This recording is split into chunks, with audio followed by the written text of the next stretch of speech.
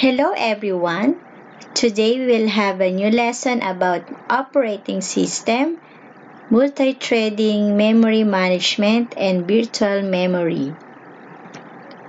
Let's talk about first operating system, multithreading. What is thread? A thread is a flow of execution through the process code with its own program counter that keeps track of which instruction to execute next, system registers which hold its current working variables, and a stack which contains the execution history. A thread also shares with its peer threads few information like code segment, data segment, and open files. When one thread alters a code segment memory item, all other threads see that. A thread is also called a lightweight process. Threads provide a way to improve application performance through parallelism. Threads represent a software approach to improving performance of operating system by reducing the overhead. Thread is equivalent to a classical process. Each thread belongs to exactly one process, and no thread can exist outside the process. Each thread represents a separate flow of control. Threads have been successfully used in implementing network servers and web server. They also provide a suitable foundation for parallel execution of applications on shared memory multiprocessors. The following figure shows the working of a single-threaded and a multi-threaded process. So here is the example of the single process P with single thread on the left image, and then on the right image is the sample of single process P with 3 threads.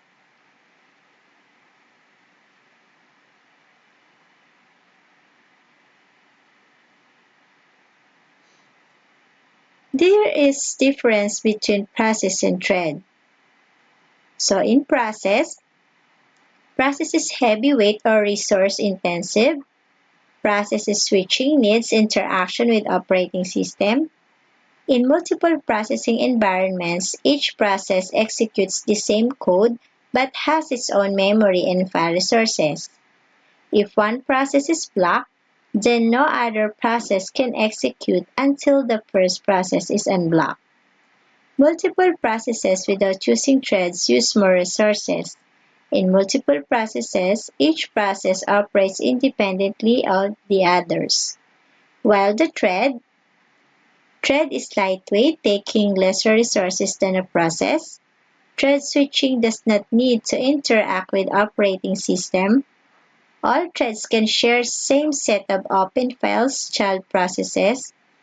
While one thread is blocked and waiting, a second thread in the same task can run.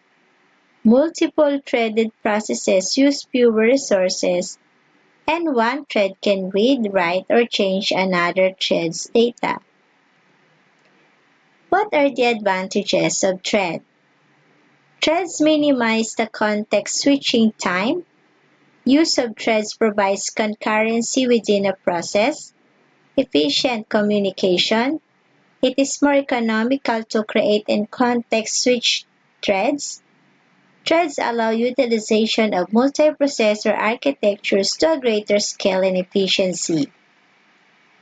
There are types of threads. Threads are implemented in following two ways, such as user-level threads or user-managed threads, and kernel-level threads, operating system managed threads acting on kernel and operating system core. What is user-level threads? In this case, the thread management kernel is not aware of the existence of threads. The thread library contains code for creating and destroying threads, for passing message and data between threads, for scheduling thread execution, and for saving and restoring thread context. The application starts with a single thread. So here is the example.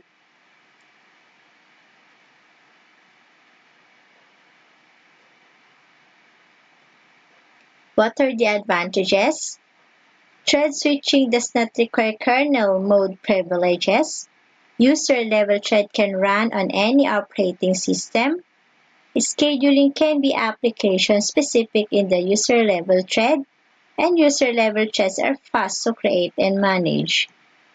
While the disadvantages, in a typical operating system, most system calls are blocking, and multi-threaded application cannot take advantage of multiprocessing.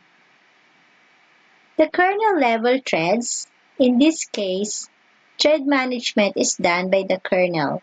There is no thread management code in the application area. Kernel threads are supported directly by the operating system.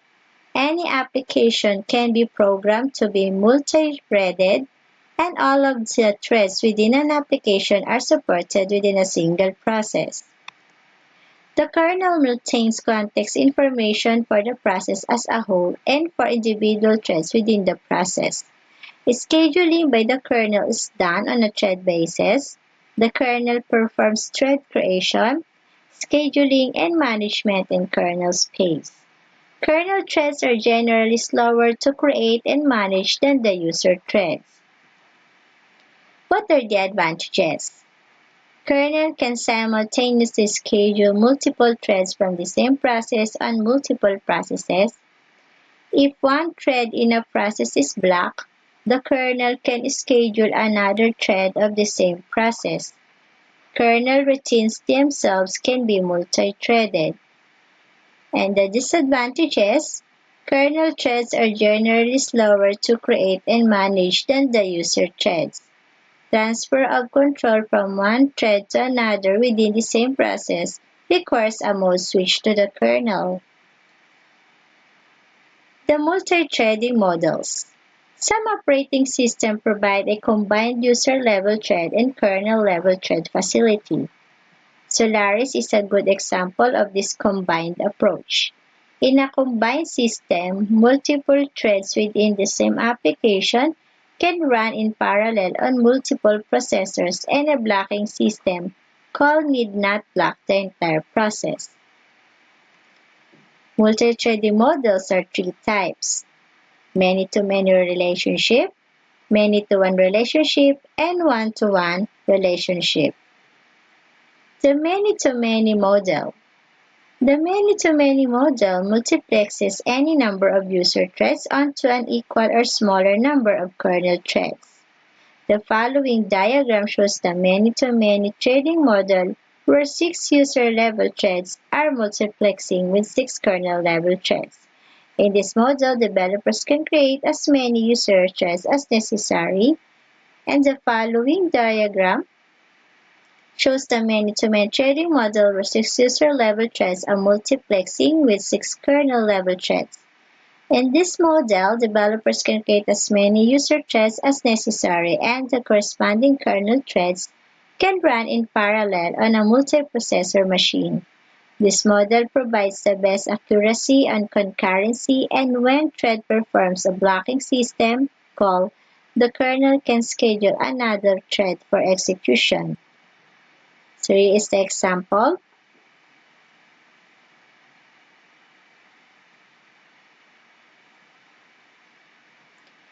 The many-to-one model. Many-to-one model maps many user-level threads to one kernel-level thread. Thread management is done in user space by the thread library. When thread makes a blocking system call, the entire process will be blocked.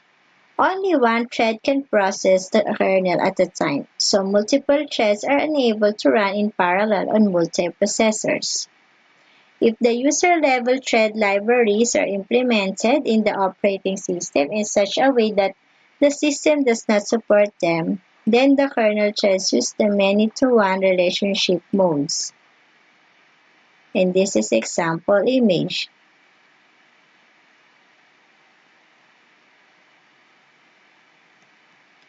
The one-to-one model. There is one-to-one relationship of user-level thread to the kernel-level thread. This model provides more concurrency than the many-to-one model. It also allows another thread to run when a thread makes a blocking system call. It supports multiple threads to execute in parallel on microprocessors. Disadvantage of this model is that creating user thread requires the corresponding kernel thread. OS/2, Windows NT, and Windows 2000 use one-to-one relationship model. And there is the example image.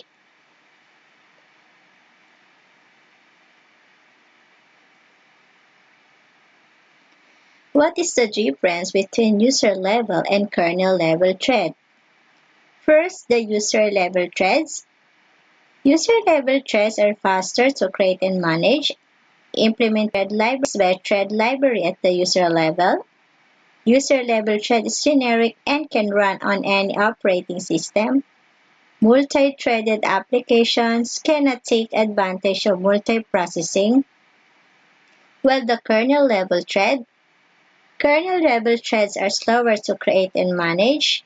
Operating system supports creation of kernel threads. Kernel-level thread is specific to the operating system. Kernel routines themselves can be multi-threaded. Let's proceed to the operating system in memory management. Memory management is the functionality of an operating system which handles or manages primary memory and moves processes back and forth between main memory and disk during execution. Memory management keeps track of each and every memory location regardless of either it is allocated to some process or it is free. It checks how much memory is to be allocated to processes. It decides which process will get memory at what time. It tracks whenever some memory gets freed or unallocated, and correspondingly it updates the status. The process address space is the set of logical addresses that a process references in its code. For example, when 32-bit addressing is in use, addresses can range from 0 to 0x7FFFFF.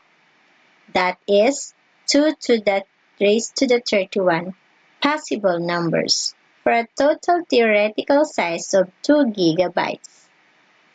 The operating system takes care of mapping the logical addresses to physical addresses at the time of memory allocation to the program. There are 3 types of addresses used in a program before and after memory is allocated. First, the symbolic addresses. The addresses used in a source code. The variable names, constants, and instruction labels are the basic elements of the symbolic address space. Second, the relative addresses. At the time of compilation, a compiler converts symbolic addresses into relative addresses. And third, the physical addresses. The loader generates these addresses at the time when a program is loaded into main memory. Virtual and physical addresses are the same in compile time and load time address binding schemes. Virtual and physical addresses differ in execution time address binding scheme. The set of all logical addresses generated by a program is referred to as a logical address space. The set of all the physical addresses corresponding to these logical addresses is referred to as physical address space. The runtime mapping from virtual to physical address is done by the Memory Management Unit or MMU, which is a hardware device. MMU uses following mechanism to convert virtual address to physical address. The value in the base register is added to every address generated by a user process, which is treated as offset at the time it is sent to memory. For example, if the base register value is 10,000, then an attempt by the user to use address location 100 will be dynamically reallocated to location 10100.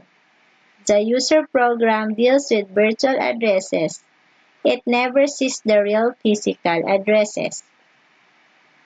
Static versus dynamic loading. The choice between static or dynamic loading is to be made at the time of computer program being developed. If you have to load your program statically, then at the time of compilation, the complete programs will be compiled and linked without leaving any external program or module dependency.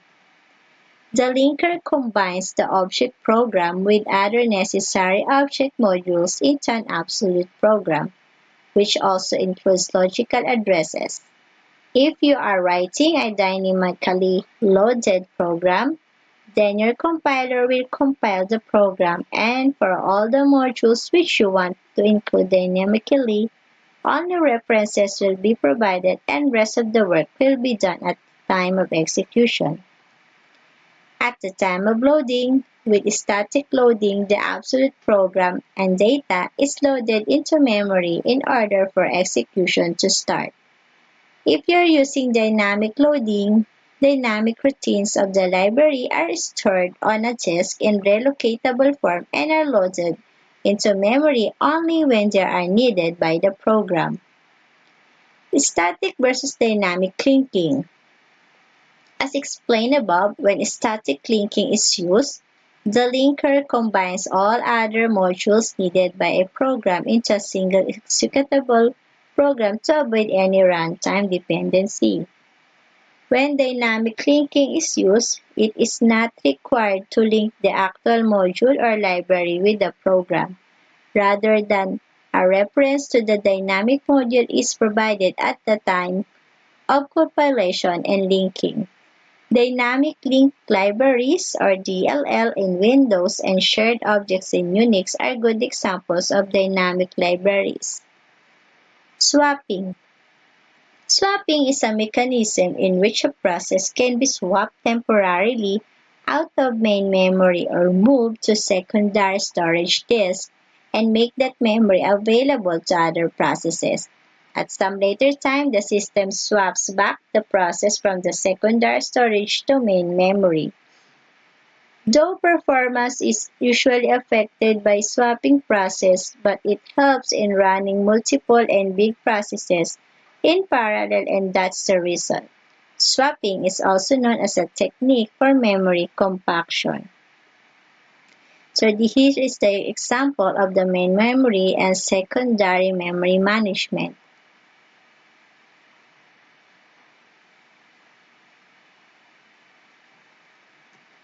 The total time taken by swapping process includes the time it takes to move the entire process to a secondary disk and then to copy the process back to memory, as well as the time the process takes to regain main memory. Let us assume that the user process is of size 2048 kilobytes and on a standard hard disk where swapping will take place has a data transfer rate around 1 megabytes per second. The actual transfer of the 1000 kilobytes processed to or from memory will take,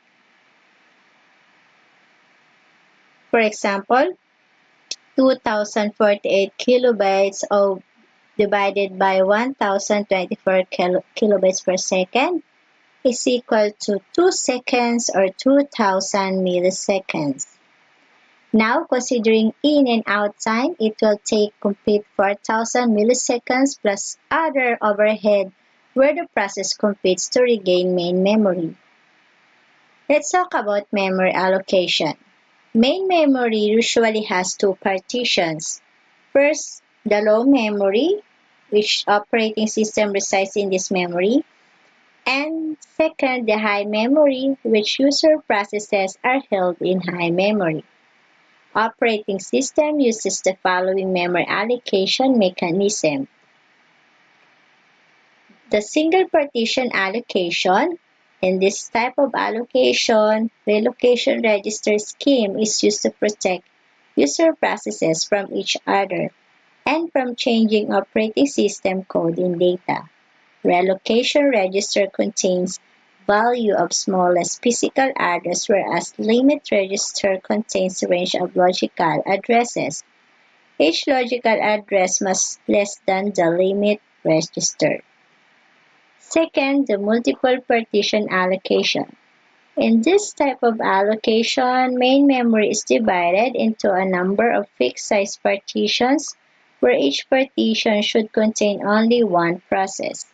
When a partition is free, a process is selected from the input queue and is loaded into the free partition.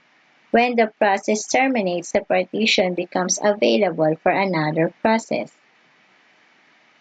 How about fragmentation?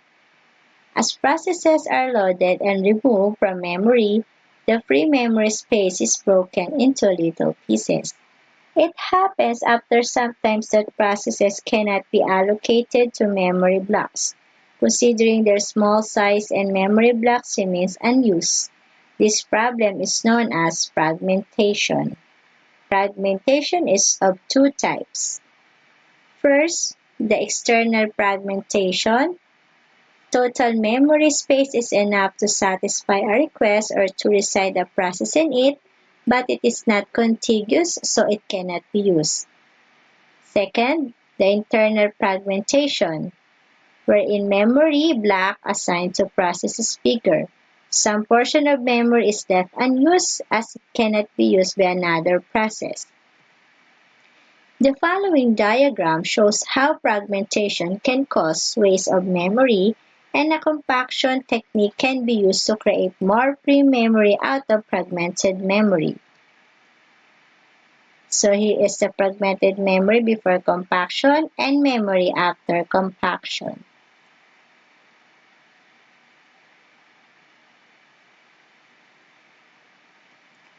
External fragmentation can be reduced by compaction or shuffle memory contents to place all free memory together in one large block. To make compaction feasible, relocation should be dynamic. The internal fragmentation can be reduced by effectively assigning the smallest partition but large enough for the process. Paging. A computer can address more memory than the amount physically installed on the system. This extra memory is actually called virtual memory, and it is a section of a hard that's set up to emulate the computer's RAM. Paging technique plays an important role in implementing virtual memory. Paging is also a memory management technique in which process address space is broken into blocks of the same size called pages. Size is power of 2 between 512 bytes and 8192 bytes. The size of the process is measured in the number of pages. Similarly, main memory is divided into small fixed-size blocks of physical memory called frames, and the size of a frame is kept the same as that of a page to have optimum utilization of the main memory and to avoid external fragmentation. So this is the example.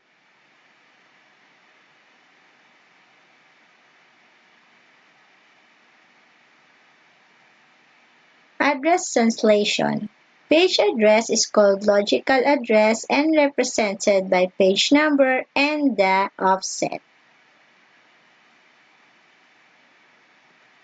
Frame address is called physical address and represented by a frame number and the offset.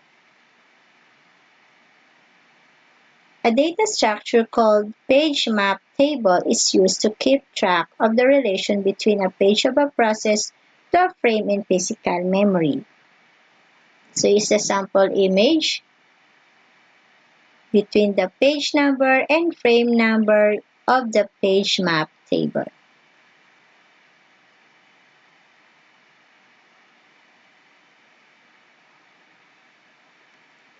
When the system allocates a frame to any page, it translates this logical address into a physical address and creates entry into the page table to be used throughout execution of the program. When a process is to be executed, its corresponding pages are loaded into any available memory frames.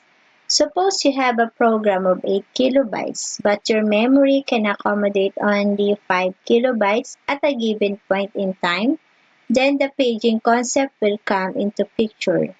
When a computer runs out of RAM, the operating system or OS will move idle or unwanted pages of memory to secondary memory to free up RAM for other processes and brings them back when needed by the program.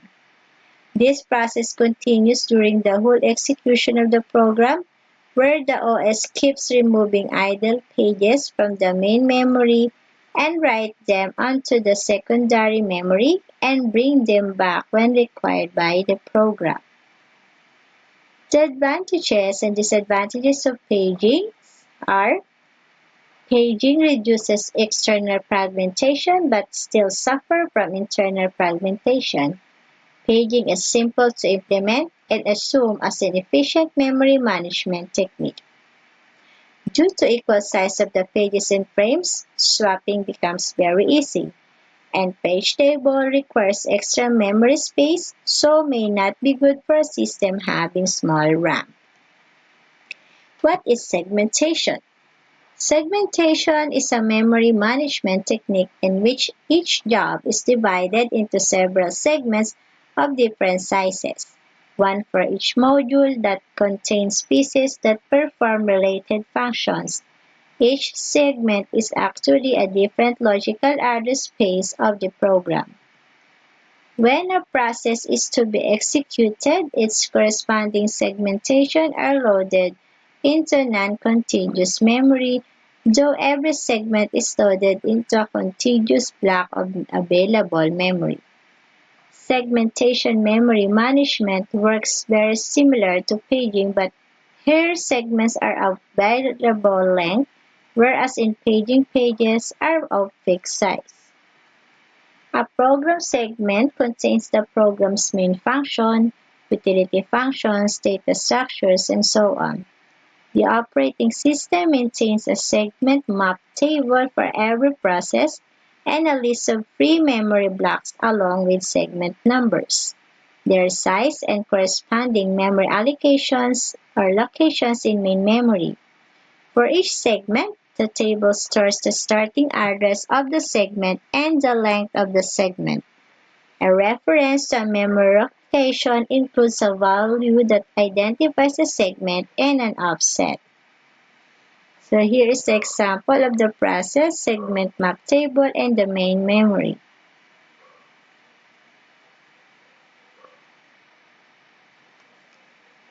Now let's talk about the operating system virtual memory. A computer can address more memory than the amount physically installed on the system. This extra memory is actually called virtual memory, and it is a section of a hard disk that's set up to emulate the computer's RAM. The main visible advantage of this scheme is that programs can be larger than physical memory. Virtual memory serves two purposes. First, it allows us to extend the use of physical memory by using disk, and second, it allows us to have memory protection because each virtual address is translated to a physical address.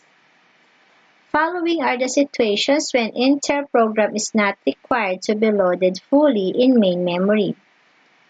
User-written error handling routines are used only when an error occurred in the data or computation.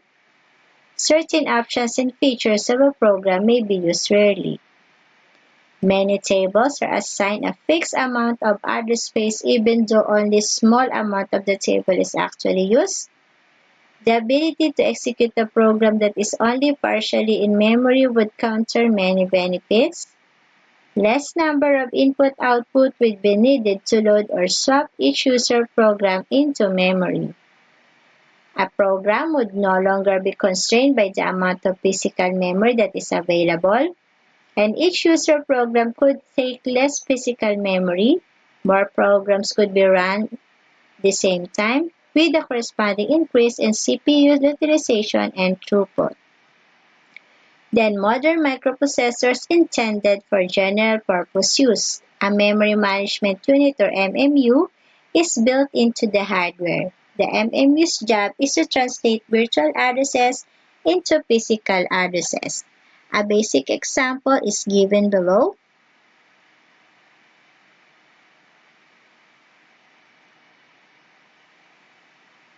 So virtual memory is commonly implemented by demand paging. It can also be implemented in a segmentation system.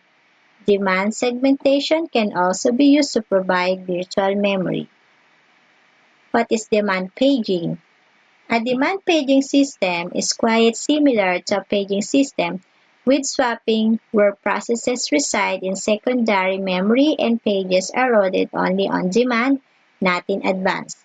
When a context switch occurs, the operating system does not copy any of the old program's pages out to the disk or any of the new program's pages into the main memory. Instead, it just begins executing the new program after loading the first page and fetches the program's pages as their reference. So here is the example of this memory and secondary memory.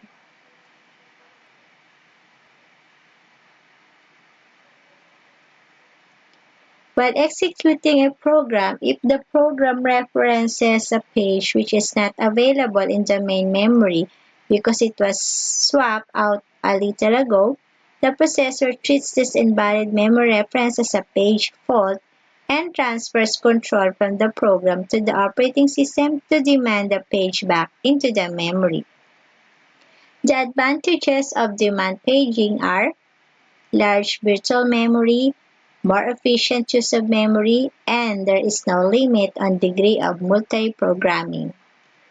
While the disadvantages, number of tables and the amount of processor overhead for handling page interrupts are greater than in the case of the simple page management techniques.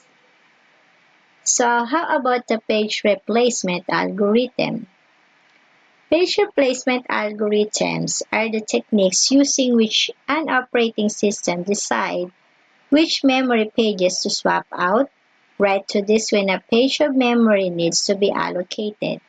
Paging happens whenever a page fault occurs and a pre-page cannot be used for allocation purpose, accounting to reason that pages are not available or the number of free pages is lower than required pages. When the page that was selected for replacement and was paged out is referenced again, it has to read in from disk, and this requires for input or output completion. This process determines the quality of the page replacement algorithm. The lesser the time waiting for page ins, the better is the algorithm. A page replacement algorithm looks at the limited information about accessing the pages provided by hardware and tries to select which pages should be replaced to minimize the total number of page misses, while balancing it with the cost of primary storage and processor time of the algorithm itself. Then the reference string. The string of memory references is called reference string. Reference strings are generated artificially or by tracing a given system and recording the address of each memory reference. The latter choice produces a large number of data where we know two things. For a given page size, we need to consider only the page number, not the entire address. If we have a reference to a page, then any immediately following references to page will never cause a page fault. Page will be in memory after the first reference. The immediately following references will not fault. For example, consider the following sequence of addresses 123 215 600 1234 7696. If page size is 100, then the reference string is 1261200. What is first in first out or FIFO algorithm? Oldest page in main memory is the one which will be selected for replacement. Easy to implement, keep a list, replace pages from the tail and add new pages at the head. So here's the example.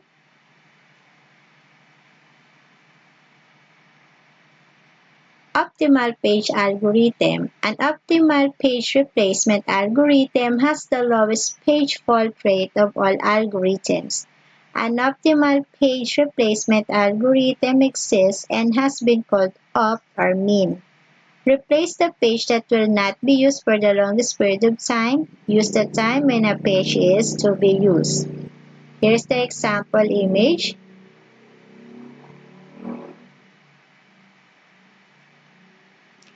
The least recently used or LRU algorithm, page which has not been used for the longest time in main memory, is the one which will be selected for replacement. Easy to implement. Keep a list, replace pages by looking back into time. So here's the example image.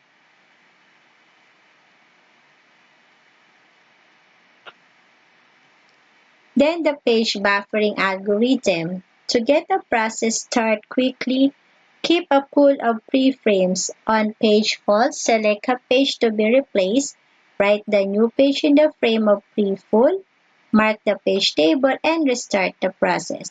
Now, write the dirty page out of disk and place the frame holding replace page in the pre-full. Least frequently used or LFU algorithm. The page with the smallest count is the one which will be selected for replacement. This algorithm suffers from the situation in which a page is used heavily during the initial phase of a process, but then is never used again. While the most frequently used or MFU algorithm, this algorithm is based on the argument that the page with the smallest count was probably just brought in and has yet to be used.